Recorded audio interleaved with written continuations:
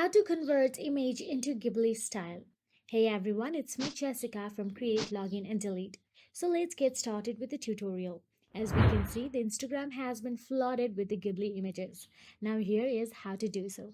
First of all, open any web browser on your device. Once inside the web browser, in the search address bar, type down Gork AI and hit enter and search for it.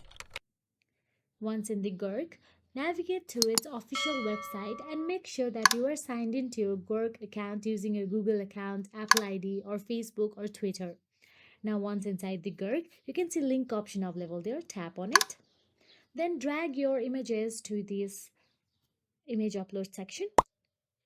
Now, all you have to do is type down convert this image into Ghibli style image and simply hit enter.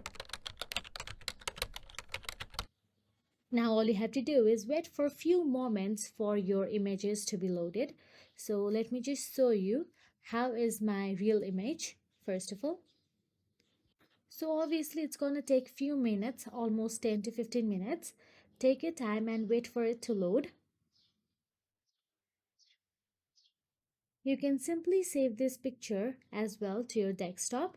All you have to do is tap on the copy icon available there and paste it, or else simply double tap on the image and you will get to see save image option available there and save it to your desktop.